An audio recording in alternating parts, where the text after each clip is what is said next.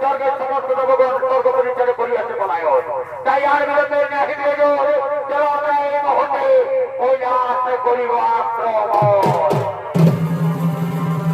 যেমন হইল মুখের হাসি আর